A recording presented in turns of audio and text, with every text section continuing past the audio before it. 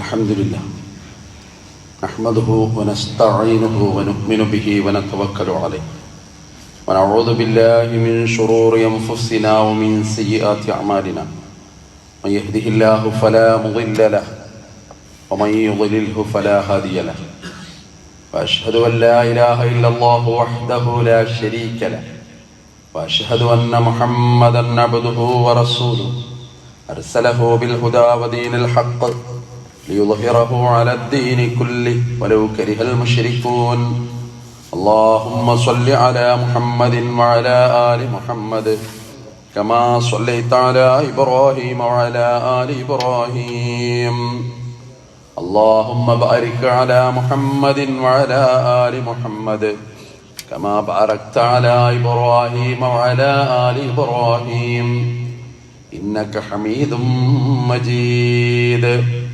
أما بعد فإن خير الحديث كتاب الله وخير الهدي هدي محمد صلى الله عليه وسلم وشر الأمور محدثاتها وكل محدثة بدعة وكل بدعة ضلالة أيها الإخوان والأخوات أوصيكم وإياي أولا بتقوى الله يا أيها الذين آمنوا اتقوا الله حق تقاته ولا تموتن إلا وأنتم مسلمون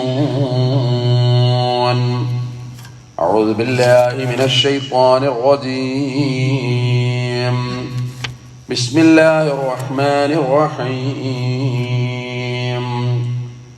والذين تبوأوا الدار والإيمان من قبلهم يحبون من هاجر إليهم ولا يجدون في صدورهم حاجة مما أوتوا ويؤثرون على أنفسهم ولو كان بهم خصاصة ومن يوق شح نفسه فأولئك هم المفلحون. ബഹുമാനികളായ സഹോദരന്മാരെ, സഹോദരികളെ, സർവശക്തനായ അല്ലാഹുവിൻ്റെ വിധിവിലക്കുകൾ ജീവിതത്തിലെമ്പാടും പാലിക്കണമെന്ന് എന്നോടെന്ന പോലെ ഏവരെയും ഓർമ്മപ്പെടുത്തുന്നു, വസിയത്ത് ചെയ്യുന്നു. കാരുണ്യവാനായ പടച്ചറപ്പ് ഇരു ലോക വിജയികളുടെ കൂട്ടത്തിൽ ഉൾപ്പെടുത്തി നമ്മളെ എല്ലാവരെയും അനുഗ്രഹിക്കുമാറാകട്ടെ. പലതരത്തിലുള്ള രോഗങ്ങളുമായി വിഷമിക്കുന്ന ഒരുപാട് ആളുകൾ നമുക്കിടയിലുണ്ട്. അവരുടെ രോഗങ്ങൾക്ക് അള്ളാഹു ഷിഫ പ്രദാനം ചെയ്ത് അനുഗ്രഹിക്കുമാറാകട്ടെ. അളവറ്റ അനുഗ്രഹം ജീവിതത്തിൻ്റെ ഓരോ നിമിഷങ്ങളിലും നമ്മൾ അനുഭവിച്ച് അങ്ങനെ കടന്നു പോകുന്നു. കാലം അഭംഗുരം അതിൻ്റെ യാത്ര തുടരുകയാണ്. ഓരോ ദിവസവും പുതുകാലം പുതിയ പുതിയ പാഠങ്ങൾ, അനുഭവങ്ങൾ നമുക്ക് പകർന്നു നൽകുന്നുണ്ട്. ചിലതൊക്കെ അങ്ങനെ പകർന്നു കിട്ടുമ്പോൾ മറ്റൊരാൾ പറയുന്നതിനപ്പുറം ചില അനുഭവങ്ങൾ വളരെ പ്രധാനമാണ്. അത് അനുഭവിച്ചവന് അനുഭവഭേദ്യമായി ബോധ്യപ്പെടുന്ന ഒരു യാഥാർത്ഥ്യവുമാണ്. വിശ്വാസികളെ സംബന്ധിച്ചിടത്തോളം ഈ വക കാര്യങ്ങളൊക്കെ വിശുദ്ധ ഖുർആനും തിരുനബി സല്ലല്ലാഹു അലൈഹി വസല്ലമയുടെ വചനങ്ങളും നമ്മളെ തെര്യപ്പെടുത്തിയിട്ടുണ്ട്. ഖുർആനിൽ ആദ്യമായി ഇറങ്ങിയ 5 ആയത്തുകളുണ്ട്. അതിൻ്റെ അവസാന ഭാഗത്ത് പറയുന്നൊരു വരി വല്ലാത്തതാണ്. അല്ലമൽ ഇൻസാന മാ ലം യഅലം. മനുഷ്യനെ അള്ളാഹു അറിയാത്തത് പഠിപ്പിച്ചു കൊടുത്തു എന്നാണ്. ഉമ്മയുടെ ഉദരത്തിൽ നിന്ന് പുറത്തു വരുമ്പോൾ ഒന്നും അറിയില്ല എന്നാണ്. കരയാൻ മാത്രമേ അറിയുള്ളൂ. വലത്ക ഉമ്മുക ബാക്കിയൻ വന്നാസു ഹൗലക യളഹഖൂന സൂറ. കരഞ്ഞു വന്ന മനുഷ്യന്മാർ അവിടെ നിന്നിട്ട് ഒരുപാട് പാഠങ്ങൾ അവർ പഠിച്ചു. കാഴ്ചകളിലൂടെ, കേൾവികളിലൂടെ, മനനങ്ങളിലൂടെ, ജ്ഞാനങ്ങളിലൂടെ, ഗ്രന്ഥങ്ങളിലൂടെ, ജീവിതത്തിൻ്റെ രാവുപകലുകളുടെ പ്രവാഹത്തിലൂടെ, പ്രയാണത്തിലൂടെ ഒട്ടനേകം കാര്യങ്ങൾ മനുഷ്യൻ ബോധ്യമുണ്ടാക്കി. അത് ഒരർത്ഥത്തിൽ അവൻ്റെ വിശ്വാസത്തിന് കനം തൂങ്ങുന്ന, അവൻ്റെ ഈമാനിന് ഫലം നൽകുന്ന അനേകം അനുഭവങ്ങളായി അത് രൂപപ്പെടുന്നു എന്നുള്ളതാണ് വസ്തുത. ഭൂമിയിൽ മനുഷ്യൻ, നമുക്കൊക്കെ അറിയാവുന്നതുപോലെ, ഒരു ഹ്രസ്വകാലമാണ് നമ്മുടെ ഭൂമിയിലെ ജീവിതം. അതിൽ നമുക്ക് നിയമങ്ങൾ ആവശ്യമാണ്. നിയമങ്ങളില്ലാതെ ലോകത്തൊന്നും വിജയിച്ചിട്ടില്ല. എല്ലാം തോന്നിയ പോലെ അനിയന്ത്രിതമാകുമ്പോൾ അതൊന്നും മുന്നോട്ട് പോവുകയില്ല. ഇതൊരു സ്ഥാപനമാകട്ടെ, ഒരു സംവിധാനമാകട്ടെ, ഒരു കുടുംബമാകട്ടെ, എന്തിന് ചിലപ്പോൾ ഒരു വ്യക്തി മാത്രമാകട്ടെ, നിയമങ്ങളും വ്യവസ്ഥകളും ആവശ്യമാണ്. അവിടെയാണ് ദീനുൽ ഇസ്ലാമിന്റെ മനോഹാരികത നമ്മൾ അനുഭവിച്ചറിയുന്നത്. റബ്ബ് ചില കാര്യങ്ങൾ പാടില്ലെന്ന് നമ്മളോട് പറഞ്ഞത് എന്തിനാ?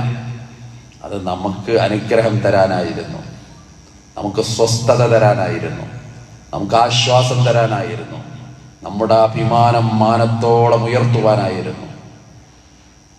അതൊക്കെ അനിയന്ത്രിതമാകുമ്പോൾ മനുഷ്യന്മാർ തകർന്നു പോകുമെന്നുള്ളത് കാലവും ചരിത്രവും നൽകുന്ന വലിയ പാഠമാണ്. നമ്മുടെ നാട്ടിൽ സ്വാതന്ത്ര്യ ദിനാഘോഷമൊക്കെ നടക്കുകയാണ്. അത് ഒരനുഗ്രഹമാണ്, അത് മനുഷ്യൻ കൊതിക്കുന്നതുമാണ്. ഭൂമിയിലെ എല്ലാ ജീവജാലങ്ങളും അത് കൊതിക്കുന്നു. സ്വൈരമായി മാനത്ത് പറക്കുക എന്നുള്ളത് പറവകളുടെ മോഹമാണ്. അവയെ പിടിച്ച് കൂട്ടിലടക്കുമ്പോൾ അവക്ക് കുറേ പ്രയാസങ്ങളുണ്ടാകണം. ബന്ധുര കാഞ്ചന കൂട്ടിലാണെങ്കിലും ബന്ധനം തന്നെ പാരില്ലെന്ന മലയാള വരി അത്ഭുതകരമാണ്. സ്വർണത്തിന്റെ കൂട്ടിലാണെങ്കിലും ശരി, പക്ഷിക്ക് കൂട് നരകതുല്യമാണ്. അതിനനന്തമായി വിഹായസിലൂടെ അതിൻ്റെ ചിറക് പടർന്ന് അങ്ങനെ കടന്നു പോകണം. അതുകൊണ്ട് ജീവിതത്തിൽ മനുഷ്യന് നിയന്ത്രണങ്ങൾ ആവശ്യമാണ്. എത്രമേൽ നമ്മൾ സ്വാതന്ത്ര്യം പറയുമ്പോഴും ജീവിതത്തിൽ നിയന്ത്രണം ആവശ്യമാണ്. നമ്മുടെ സ്വാതന്ത്ര്യം മറ്റുള്ളവനെ പ്രയാസപ്പെടുത്തുന്നതാകരുത്. അവന്റെ അവകാശത്തെ, അവന്റെ വ്യക്തിത്വത്തെ, അവന്റെ ജീവിതത്തെ, അവന്റെ കുടുംബത്തെ, അവന്റെ പലതിനെയും. ഖുർആൻ അങ്ങനെ കുറെ ആയത്തുകൾ വരുന്നുണ്ട്. നിയമങ്ങൾ പറഞ്ഞിട്ട് പിന്നെ പറയുന്നൊരു വരിയാണ് വമൻ യതഅദ്ദ ഹുദൂദല്ലാഹ് വമൻ യതഅദ്ദ ഹുദൂദല്ലാഹ് ഫഉലൈക ഹുമുൽ ളാലിമൂൻ. ഇത് അല്ലാഹുവിന്റെ നിയമമാണ്. വ്യഭിചാരവുമായി ബന്ധപ്പെട്ട് മറ്റുള്ളവരുമായിട്ടുള്ള ഓരോരോ നിയന്ത്രണത്തെക്കുറിച്ച് പറഞ്ഞു. വൈവാഹിക ജീവിതത്തിന്റെ നിയമം പറഞ്ഞു. അത് പറഞ്ഞിട്ട് പിന്നെ പറയുന്നത് ഇത് റബ്ബിന്റെ നിയമമാണ്, ഇത് മറികടക്കുന്നവൻ അതിക്രമിയാണ്. സ്വത്ത് വിഭജനത്തെക്കുറിച്ച് കുറെ പറഞ്ഞു. എന്നിട്ടും പറയുന്നു ഖുർആൻ ഇത് അള്ളാന്റെ തീരുമാനമാണ്, ഇതിനെ മറികടക്കുന്നവൻ അക്രമികളുടെ കൂട്ടത്തിലാണ്. 18ഓളം സ്ഥലങ്ങളിൽ ഖുർആൻ ഈ പ്രയോഗം നടത്തുന്നുണ്ട്. ഇത് റബ്ബിന്റെ തീരുമാനമാണ്. ആരാണോ ഇതിനെ മറികടക്കുന്നത് അവൻ അക്രമികളുടെ കൂട്ടത്തിലാണ്. ചിലയിടത്ത് പറഞ്ഞത് അവൻ സ്വന്തത്തോട് അതിക്രമം ചെയ്തു എന്നാണ്. നിയമങ്ങളെ മറികടക്കുന്നവൻ, അള്ളാന്റെ തീരുമാനങ്ങളെ മറികടക്കുന്നവൻ, അതാണാകട്ടെ പെണ്ണാകട്ടെ, ദീനിലൊരു കാര്യം പറഞ്ഞിട്ട് അതിലപ്പുറമാണ് നല്ലത് എന്ന് എപ്പോ നമുക്ക് തോന്നുന്നുവോ അത് നമ്മുടെ നരകത്തിലേക്കുള്ള പ്രയാണത്തിന്റെ ആരംഭമായിട്ട് മാറുന്നു എന്നുള്ളത് വസ്തുതയാണ്. ചില കാര്യങ്ങളിലൊക്കെ ചിലപ്പോഴെങ്കിലും ചിലർക്കൊക്കെ അങ്ങനെ തോന്നിയിട്ടുണ്ടാകണം. ഉണ്ടെങ്കിൽ നമ്മുടെ ഈമാനിന്റെ പരിശോധന ആവശ്യമായി വരുന്നു. യാ മുഖല്ലിബൽ ഖുലൂബ് സബ്ബിത് ഖൽബി അലാ ദീനിക. പുണ്യനബിയുടെ ദുആ എപ്പോഴും മോളം പെട്ടണം ഹൃദയത്തിൽ. അല്ലാഹുവേ, ഹൃദയങ്ങളെ മാറ്റിമറിക്കുന്നവനായ റബ്ബേ, നിന്റെ ദീനിൽ എന്റെ മനസ്സിനെ നീ ഉറപ്പിച്ചു നിർത്തണം, എന്റെ ഹൃദയത്തെ നീ ഉറപ്പിച്ചു നിർത്തണം. ആരുടെ ദുആയാ? 23 കൊല്ലം പലപ്പോഴായിട്ട് ഖുർആനിന്റെ ഈരടികൾ, വരികൾ ജിബ്രീൽ അലൈഹിസ്സലാം ആരുടെ കാതിലേക്ക് ഓതിക്കൊടുത്തുവോ ആ മനുഷ്യന്റെ ദുആയാണ്. നമ്മളാരും അതിൽ നിന്ന് അന്യരല്ല. എപ്പോഴാണ് നമ്മുടെ ചിന്തകൾക്ക് പാളിച്ചകൾ പറ്റുന്നത് എന്നറിഞ്ഞുകൂടാ. എല്ലാം പുച്ഛമായി തോന്നുന്ന ഒരു നിമിഷം എപ്പോഴാണെന്ന് അറിഞ്ഞുകൂടാ. ഏത് സുഹൃബന്ധത്തിന്റെ കിരാതമായ ചില നിമിഷങ്ങളിലാണ് നമ്മൾ തകർന്നു പോകുന്നതെന്ന് നമുക്കറിഞ്ഞുകൂടാ. അതുകൊണ്ട് എല്ലാം സുപ്രധാനമായി മാറുക. അവിടെയാണ് ഐഹികമായ ജീവിതത്തിന്റെ ചില സൗകര്യങ്ങൾ. അതൊക്കെയാണ് ഈ സ്വാതന്ത്ര്യം എന്നൊക്കെ പറയുമ്പോൾ. ഇബ്രാഹിം നബി പറയുന്നുണ്ട്, മക്കൾക്ക് വേണ്ടി ഒരു ദുആയുണ്ട്, അല്ലാഹ് ഈ നാടിനെ നീ നിർഭയത്വം നിറഞ്ഞ നാടാക്കണം, സുരക്ഷിതത്വം വേണം ഈ നാടിന്. റബ്ബി ജഅൽ ഹാദൽ ബലദ ആമിന. ഖുർആൻ അത് പലയിടത്തായി പറയുന്നുണ്ട്. ലാ ഉഖ്സിമു ബിഹാദൽ ബലദ്, ഈ നാട് കൊണ്ട് സത്യം ചെയ്ത് പറയുന്നുണ്ട് എന്ന് പറഞ്ഞിട്ട് ഈ നാടിന്റെ സുരക്ഷിതത്വം പറയുന്നുണ്ട്. അത്തിമരത്തിൽ സത്യം എന്ന് പറഞ്ഞിട്ട് ഈ നാട് നിർഭയമായ നാട് കൊണ്ട് സത്യം എന്ന് ഖുർആൻ പറയുന്നുണ്ട്. ദീനിന് നിർഭയത്വം ആവശ്യമാണ്, നിയമങ്ങൾക്ക് നിർഭയത്വം ആവശ്യമാണ്, ജീവിതത്തിന്, വ്യവഹാരത്തിന്, പുരോഗതിക്ക്, ഇഹപര വിജയത്തിന് നിർഭയത്വം ആവശ്യമാണ്. ഇസ്ലാമിലെ യുദ്ധങ്ങളെ കുറിച്ചൊക്കെ പഠിക്കുമ്പോൾ അവസാന നിമിഷം വരെ ആ യുദ്ധം ഒഴിവാക്കാൻ എന്താണ് മാർഗം എന്ന് പ്രവാചകൻ സല്ലല്ലാഹു അലൈഹി വസല്ലം ശ്രമിച്ചിരുന്നു എന്നാണ്. നിവൃത്തിയില്ലാതെ അവസാനം പോരാട്ടത്തിലെത്തുകയാണ്. അത് നിയമമായിട്ടല്ല വന്നത്, അത് ചിലപ്പോ അപവാദമായിട്ടാണ് വന്നത്. പ്രോത്സാഹനം അവിടെ പിന്നെ പറയും, കാരണം ഇനി പോരാട്ടമാണ്, ഇനി യുദ്ധമാണ്, ഇനി നിലനിൽപ്പിന്റെ പ്രശ്നമാണ്, ഇനി ഈമാനിന്റെ പ്രശ്നമാണ്. അത് പറയുമ്പോഴും പറയും അള്ളാഹുവിന്റെ വാക്ക് ഉന്നതമാക്കാനാണ് യുദ്ധം. കലിമത്തുല്ലാഹി ഹിയൽ ഉൽയ. വ്യക്തിപരമായ, സാമൂഹികപരമായ, ജാതിപരമായ മേന്മക്കൊന്നുമല്ല യുദ്ധം, തറവാടിത്ത മേന്മക്കല്ല യുദ്ധം. പിന്നെന്തിനാ? കലിമത്തുല്ലാഹി ഹിയൽ ഉൽയ. ഖുർആൻ അങ്ങനെ പറയുന്നത് നമുക്ക് കാണാൻ സാധിക്കും. അതുകൊണ്ട് ഏറ്റവും പ്രധാനമായിട്ട് ലോകത്ത് ഒരുപാട് മനുഷ്യന്മാർ അനുഭവിക്കുന്ന പ്രയാസങ്ങളൊക്കെ നമുക്ക് അത്ഭുതം തോന്നും. ചിലപ്പോൾ മൗനമായി നിൽക്കുന്ന ഒരു ലോകത്തിന് മുമ്പിൽ ഒഴുകുന്ന കുറെ കണ്ണുനീരുകളുണ്ട്. അത് പിടഞ്ഞു വീണ ഗസയിലെ പാവം മക്കളുടേതായിരിക്കാം, അല്ലെങ്കിൽ പേരും കേൾവിയും കേൾപ്പോരുമില്ലാത്ത ലോകത്തിന്റെ പലയിടങ്ങളിലും എരിഞ്ഞടങ്ങിയ ഒരുപാട് പാവങ്ങളുടേതായിരിക്കണം. അവർക്ക് ചിലപ്പോൾ മേൽവിലാസങ്ങൾ ഉണ്ടായിക്കൊള്ളണമെന്നില്ല, അവർക്ക് ചിലപ്പോൾ ആരൊക്കെയോ പതിച്ചു നൽകുന്ന പൗരത്വവും ഉണ്ടായിക്കൊള്ളണമെന്നില്ല. പക്ഷെ അവർ മനുഷ്യരായിരുന്നു, അവരും സ്വപ്നങ്ങൾ കണ്ടിരുന്നു, അവരും ജീവിതത്തെ മോഹിച്ചിരുന്നു, ജീവിതത്തെ അവർ വല്ലാതെ പ്രണയിച്ചിരുന്നു. പക്ഷെ എന്നിട്ടും കുറെ പാവങ്ങൾ പാതി വഴിയിൽ ജീവിതം ഹോമിക്കപ്പെട്ടു എന്നുള്ളത് ലോകത്ത് ജീവിച്ചിരിക്കുന്ന നമ്മളെ സംബന്ധിച്ചിടത്തോളം ഒരുപാട് പാഠമാണ്. ഈ അഹങ്കാരം എന്ന് പറയുന്നത്, പ്രത്യേകിച്ച് അധികാരം അഹങ്കാരമാകുമ്പോ ഏത് കാലത്തുള്ള ഒരു പ്രശ്നമാണത്. യസൂമൂനക്കും സൂഅൽ അദാബ്. ഫറോവാനെ പറ്റി ഖുർആൻ പറഞ്ഞതാ, ഇസ്രായേലി മക്കളെ ക്രൂരമായ പീഡനങ്ങൾക്ക് അയാൾ വിധേയമാക്കി. അന്ന് ചെയ്ത പണി എന്താ? യുദബ്ബിഹൂന അബ്നാഅക്കും, ആൺമക്കളെ കൊന്നുകളഞ്ഞു. വയസ്തഹ്യൂന നിസാഅക്കും, പെണ്ണുങ്ങളെ വെറുതെ വിട്ടു. അതന്നെ സാമൂഹ്യമായി വലിയ വിപത്തുകൾ ഉണ്ടാക്കും. കുടുംബത്തിന്റെ നാഥൻ, ആനന്ദം, ആശ്വാസം, അത്താണി, അതിനെ പറിച്ചെടുത്തു. വരുന്ന തലമുറയില് ആ നാട് നേരിട്ട കുറേ പ്രശ്നങ്ങളായിരുന്നല്ലോ അത്. ഇസ്രായേലി മക്കളിൽ നിന്ന് ആണുങ്ങളെ കൊന്നൊടുക്കി. എന്നിട്ട് ഖുർആൻ പറഞ്ഞത് വഫീ ദാലികും ബലാഉം മിർ റബ്ബികും അളീം, നിങ്ങൾക്ക് ഇതിൽ ഈ പരീക്ഷണത്തിൽ വലിയ വലിയ പരീക്ഷണമുണ്ട്, ഇത് വലിയ പാഠമുണ്ട് എന്നൊക്കെ ഖുർആൻ പറയുന്നുണ്ട്. പുണ്യ നബിയുടെ മക്കാ ജീവിതം അങ്ങനെയാണ്. സംവത്സരങ്ങൾ 13 കടന്നു പോകണം, അതിനിടയിൽ എന്തെല്ലാം സഹിക്കണം. ഏറ്റവും പ്രിയപ്പെട്ടവർ വെറുക്കുന്നത് അനുഭവങ്ങൾ ഉണ്ടാകുന്നു, പട്ടിണി കിടക്കുന്ന അനുഭവങ്ങൾ ഉണ്ടാകുന്നു, കുടൽമാല കഴുത്തിൽ ചാർത്തുന്ന അനുഭവങ്ങൾ ഉണ്ടാകുന്നു, ആളുകൾ കൂക്കി വിളിക്കുന്നതും തെറി വിളിക്കുന്നതും അനുഭവങ്ങളായി മാറുന്നു, തലയിൽ ആളുകൾ ചപ്പുചവറുകൾ വാരിയിടുന്ന അനുഭവങ്ങൾ പുണ്യ നബി സല്ലല്ലാഹു അലൈഹി വസല്ലമക്ക് ഉണ്ടാകുന്നു. വിശ്വാസത്തിന്റെയും ആദർശത്തിന്റെയും വീതിയിൽ അങ്ങനെ മദീനയിലേക്ക് പറിച്ചു നടപ്പെട്ട ഒരു ജീവിതമുണ്ട്. ഹിജ്റ എന്നതിന് നമ്മൾ പേര് പറയാറുണ്ട്. മദീനക്കാർ അവരെ സ്വീകരിക്കുന്ന വല്ലാത്ത ഒരു രംഗമുണ്ട്. ഓതി വെച്ചായത്തതാണ്. എത്രമേലൊരു മനുഷ്യന് വിശാലമാകാൻ കഴിയും. സൂറത്ത് ഹശ്റിലെ 9-ാമത്തെ ആയത്ത്. അതും അതിന്റെ അർത്ഥം ഇങ്ങനെ വായിക്കുമ്പോ അത്ഭുതം തോറും പലപ്പോഴും. അല്ലാഹ് പറഞ്ഞ വാക്കോക്കോ വല്ലദീന, അവർ ഒരു കൂട്ടരാണ്. തബവ്വഉദ്ദാറ, അവർ വീട് ഒരുക്കി. ആദ്യം പറഞ്ഞ വാക്കതാ, അവർ വീട് ഒരുക്കി. ആർക്ക്? ഈ വരുന്നവർക്ക്. മക്കായിൽ നിന്ന് വരുന്ന അഭയാർത്ഥികൾക്ക് മദീനക്കാർ വീടൊരുക്കി.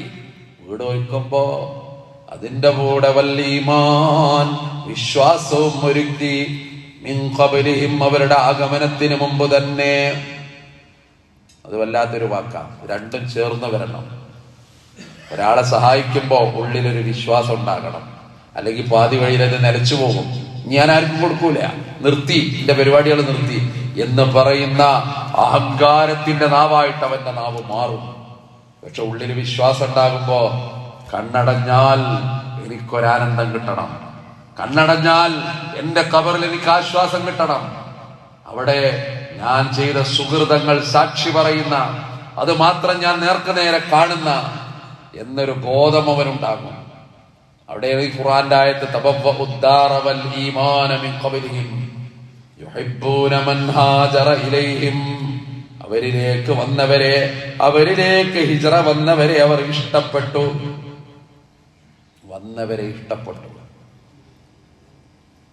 ഒരു സഫ് ഇരിക്കുമ്പോ ഒരാളിങ്ങനെ വരുന്നുണ്ട്. അപ്പൊ മനസ്സ് തോന്നാണ് എന്നോ പിണങ്ങിയതാണ്, അയാളിന്റെ അടുത്ത് ഇരിക്കരുതേ എന്നാണ്. എന്നിട്ടാ നമ്മള് സുജൂദും റുക്കോഴും ചുമയൊക്കെ നടത്തി പോണത്. വല്ലാത്തൊരു അത്ഭുതമല്ലേ?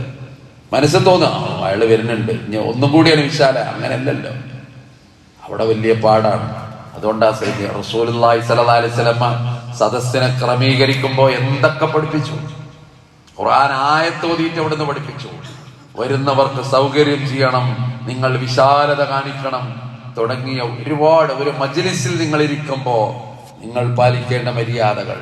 ഇവിടെ യുഹിബ്ബൂന മൻ ഹാജറ ഇലൈഹിം വലാ യജിദൂന ഫീ സുദൂരിഹിം ഹാജതം മിമ്മാ ഉതൂ.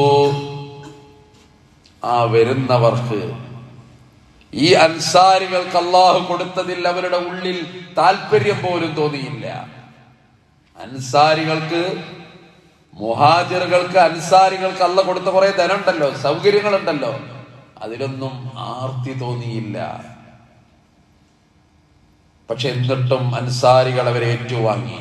വയുസിറൂന അലാ അൻഫുസിഹിം വലൗ കാന ബിഹിം ഖസ്വാസ. സ്വന്തത്തിന് താല്പര്യമുണ്ടായിട്ടും അവർ വന്നവരെ പരിഗണിച്ചു. മുഹാജിറുകൾ അൻസാരികളെ പരിഗണിച്ചു. വമൻ യൂക ശുഹ്ഹ നഫ്സിഹി ഫഉലൈക ഹുമുൽ മുഫ്ലിഹൂൻ. മനസ്സിന്റെ പിശുക്കിൽ നിന്ന് ആര് രക്ഷപ്പെട്ടുവോ അവർ വിജയികളുടെ കൂട്ടത്തിലാണ്. അശ്ർ സൂറത്തിലെ 9-ാമത്തെ ആയത്താണ്. നമുക്ക് എല്ലാ സൗകര്യങ്ങളും ഉണ്ടാവും ചിലപ്പോ, അല്ലേ? ഇല്ലാത്ത കാലത്ത് അവർക്ക് മറ്റുള്ളവനെ പരിഗണിക്കാൻ തോന്നുക. അപ്പൊ വീട് രണ്ടാക്കി, പാതിയാക്കി വീട്, എന്നിട്ട് പറയാ ഇവിടെ നീ പാർത്തോ, ഇവിടെ നീ പാർത്തോ എന്ന് നിന്നോ ഇങ്ങ് നിന്നോ വരുന്നവന്. അതാണ് ലോക ചരിത്രത്തിൽ പിന്നെ അങ്ങനെ ഒരു സംഭവം നമ്മൾ കേൾക്കൂല. ഹിജ്റ എന്ന് പറഞ്ഞ വെറൊരു പലായനത്തിന്റെ കഥയല്ല, മനുഷ്യ സ്നേഹത്തിന്റെ വറ്റാത്ത ഉറവയുടെ കഥയാണ്. അതൊരു വലിയ പാടാണ്. ഒന്നുമില്ലാതെ വന്ന ഒരു സമൂഹം, അവരെല്ലാമാകുന്ന മഹാ അത്ഭുതമാണ്.